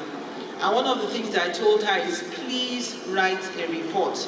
One of the things I have noticed since I became director is that you don't have things to work with. So a lot of things is just verbal. You can't take verbal complaints. We can take the verbal complaints, ask people to write something, and then give it to a committee. So immediately she told me, I informed the heads of department, and we said, could we have data on the students that are breaking down? We need to talk to the students to know why they are breaking down. Now, in terms of calls and people feeling that they cannot cope, I think all this should be put in the post-evaluation questionnaire that you have. A lot of students, especially in medicine, I think that thing was directed to medicine, have complained about the involvement in calls. Now, I think write it in your post-evaluation. there's a way it can be evaluated. If all these postings are not helping and they're not improving you, they should be evaluated. The curriculum is not cast in iron. There's place to review a few things, but I think these things should be documented so you have something to work on. So the stress and the burnt out issue, I agree, those things should be looked at.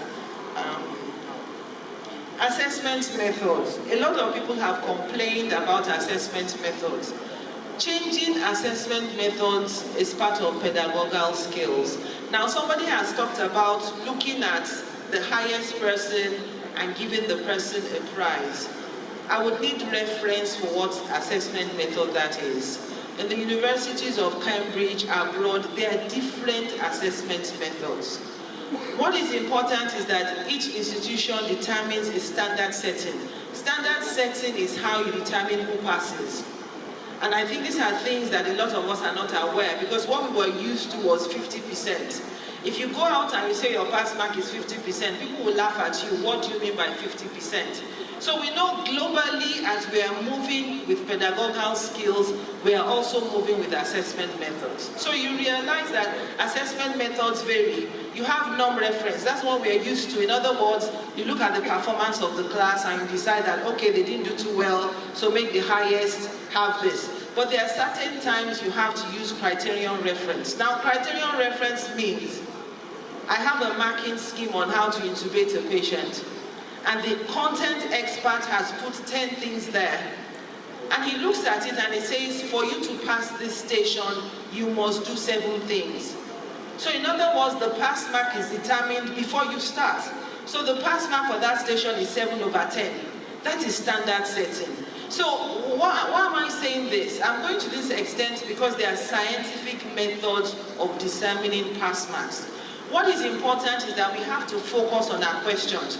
We're learning, we're all developing how to give good questions, standard questions that are not ambiguous. You determine the standard setting, and I'm sure once all the medical schools begin to do standard setting, you have your criterion reference and all that, I think things will improve. It's just for us to look at assessment methods. Arbitrarily, we can't determine that this person gets distinction or not. For the Ibadan Medical School, currently, I know the distinction is 80%. 80% because you can get 100%. But like I said, we're working on those assessment methods.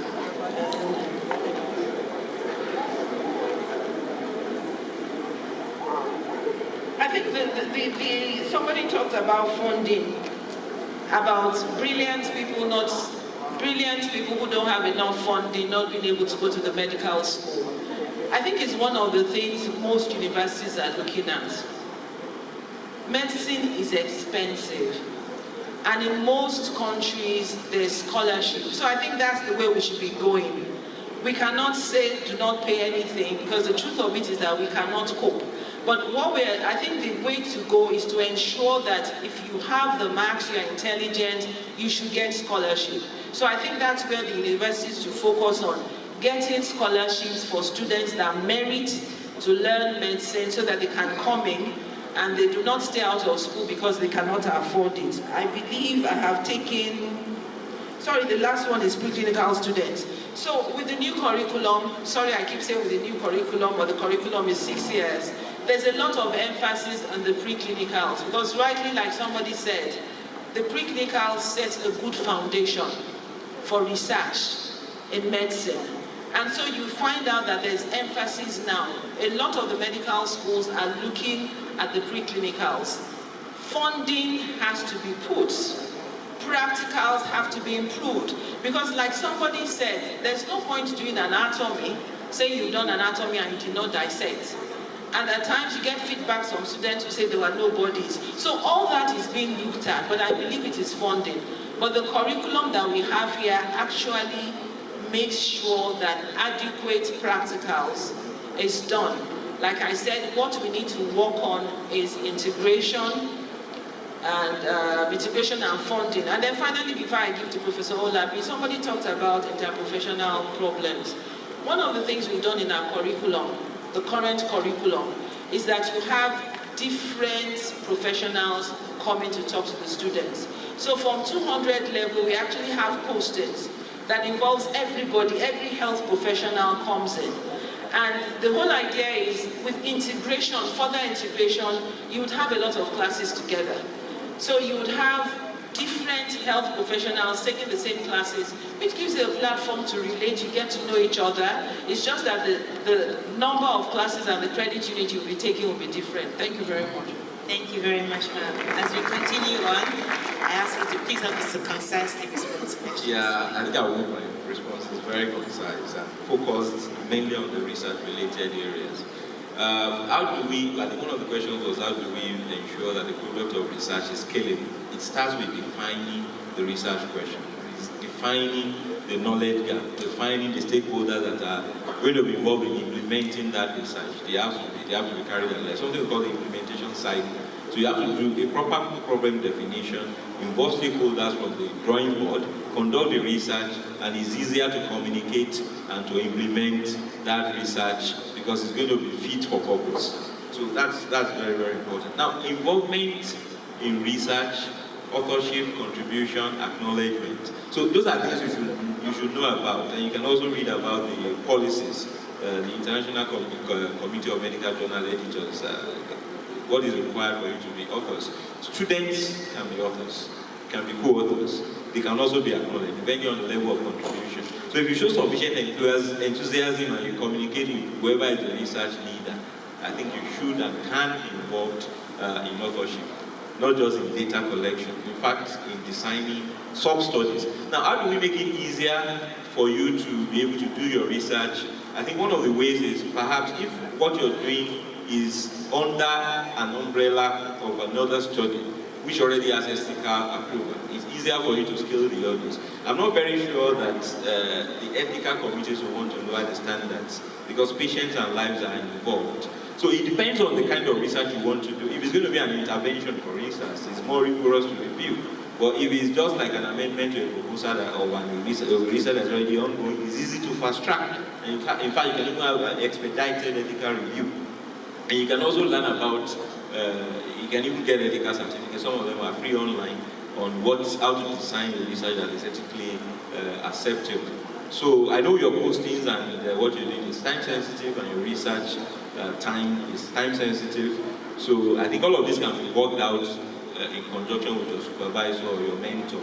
Then communication with mentors. I think first of all, when you, and again I wanted to mention that you're allowed to also have international faculty as mentor. I mean, nothing stops you if the person is willing and able. We're in an information age where you can have a mentor anywhere and that person can actually influence your life and your career positively. So communicating with your mentor, of course, after you've met, you can determine what is the best mode of communicating with your mentor. It doesn't necessarily have to always be physical meetings. Of course, there may be physical meetings, maybe once in a quarter, once in 6 months, or whatever it is, depending.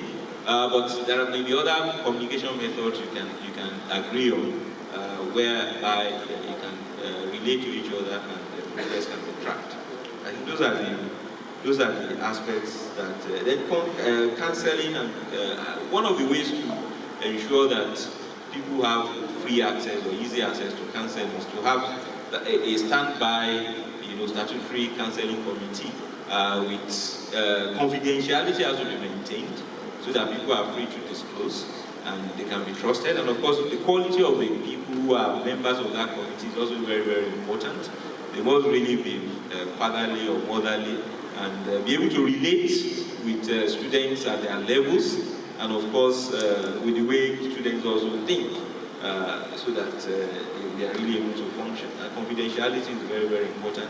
Perhaps hotlines that makes it very easy also to contact and impact are also very important. I think those are the areas that are touched on. Thank you very much. Thank you. I think most of the questions were really localized, so most of them have been answered. But I would like to say something about student exchanges. And you are lucky that most of your curricula have electives.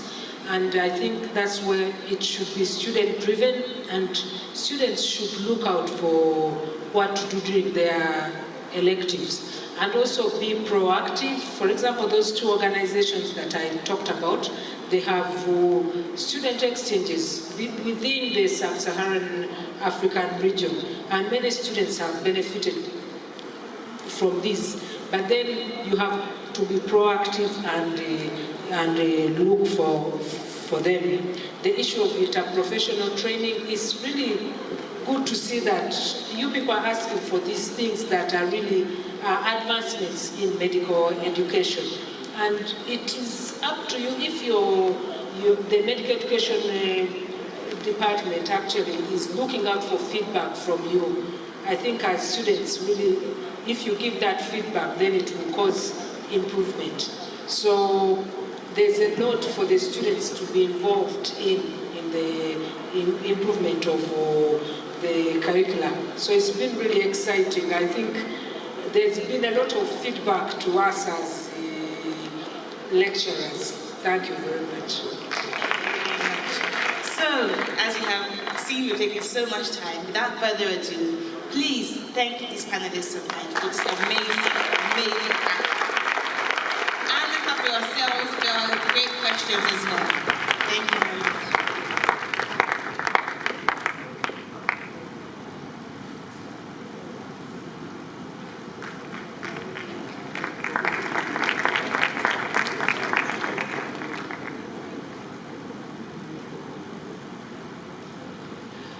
Thank you very much. Wow. I'm sure we've enjoyed this particular session, and I think this is probably the plenary session that had the highest number of questions asked, and I would say to the audience, kudos. Next on our list, I have a few announcements for us. I'm aware that many of us have downloaded the conference app. For those that are not aware, yes, there is a conference app available for download. It helps you to interact with various delegates that have come from various parts of Africa. And it has a lot of other things that we want you to benefit from. So please download the conference app. It's available on Android and iOS. It's called WHOVA, W-H-O-V-A. Follow the screen prompts, and the conference code, the registration code is FOACF. FOACF.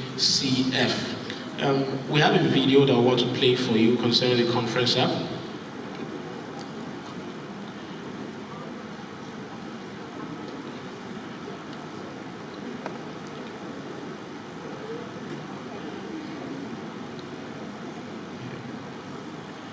The video concerning the conference app will be coming up very shortly.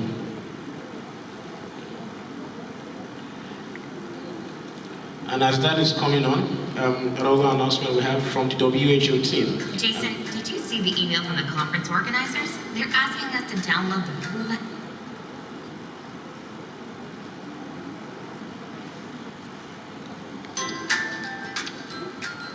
Jason, did you see the email from the conference organizers? They're asking us to download the Hula event app. Yep.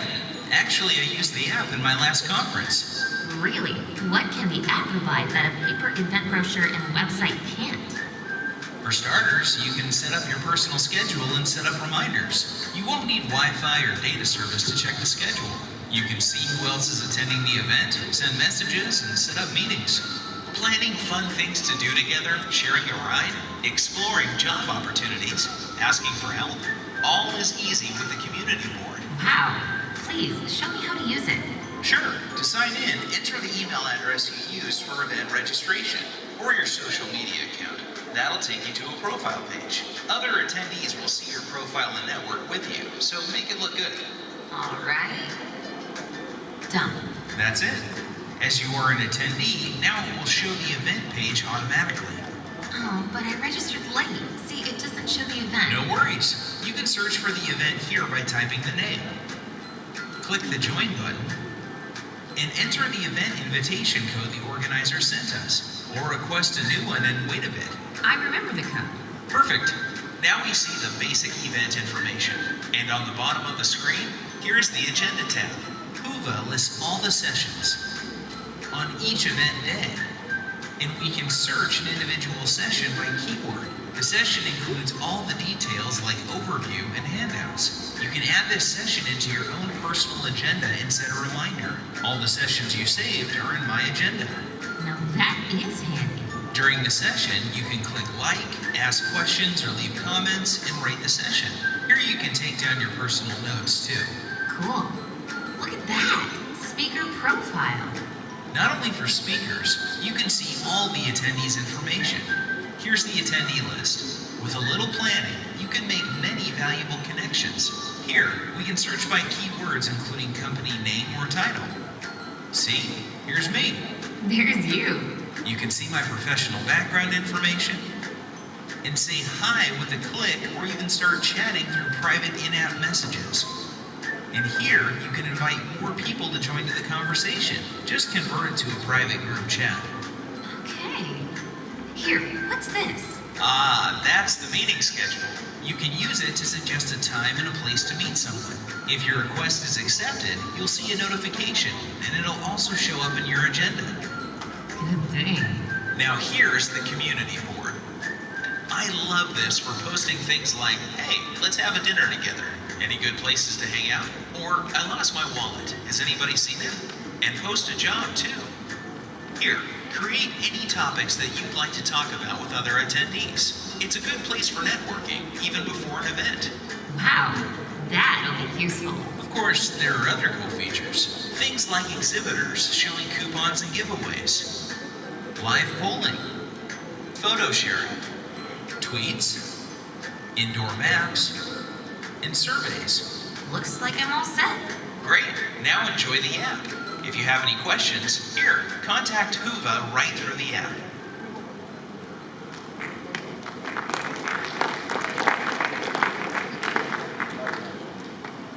There's going to be another video.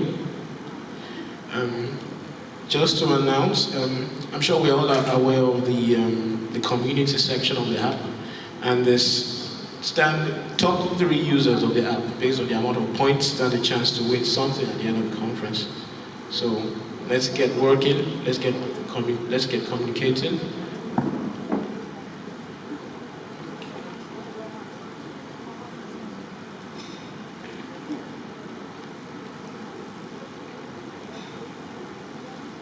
Here your participants can browse the whole attendee list and check out other individuals' professional background information that we automatically curate from the public internet. Of course, all this professional information is verified by the users themselves. They can easily find whom they want to meet. This is exactly what they want, right? If you're worried that it might be time-consuming to go through the information of hundreds of attendees, don't worry. We've got that covered. Your attendees can cut down the list filtering by name, affiliation, city, and more. They can also use the category filter to narrow it down. Let's click on the individual attendee to check out their profiles. Here you're able to see a picture of the attendee, their current and past affiliations, education, various social media links, and much more. When you find an attendee that you're interested in connecting with, you're able to bookmark that person into the contact section, say hi really quickly, or send them a custom message.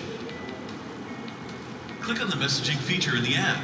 Here you can view all the messages that you have sent out and received. This allows you to keep your messages organized by being able to easily reply or delete messages. In addition to private messages, you're also able to exchange contact information such as phone number and email with the click of a button. Once they accept your exchange request, their personal contact information will be added to your Huva contact list, and you can save it directly to your contacts list, again, with the click of only one button. Besides exchanging contact info electronically through the app, you can also scan other people's paper business cards by simply taking a picture. If you have multiple cards to scan, you can turn on the batch mode. Our sophisticated OCR technology will digitize the information extracted from the card. Notice there is more information on the profile than on the card itself. That is our OCR technology doing its job.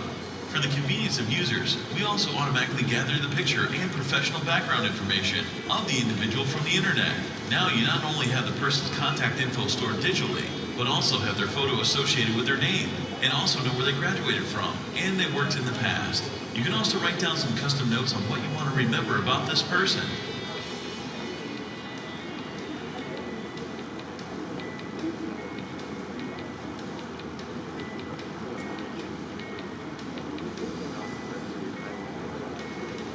Sign up on the HOOFA website, upload your attendee list, and start creating a better networking experience for your audience. All right, see you in the next tutorial about sponsor appreciation. Thank you very much. So just so I can repeat myself, there's currently a poll going on ranking the best plenary sessions. I'm sure many of us that have already participated in the poll already have a new idea of which plenary session is probably going to win. So please don't forget the top 3 users of the app stand a chance to win something. Secondly, based on our questions from the WHO team has given us a feedback. Many people have asked a question on internship and how best they're able to leverage on this conference and get some chances. And so for some further information about this from the WHO, please visit this website, this link, who.int/careers/internships/EM to get more information about internship opportunities. Thank you. So right about now, we'll be going on a short break for 10 minutes, following which we'll reconvene and we'll be opening the session for the oral presentations of various abstracts. So we'll be having a short break, 10 minutes. Thank you.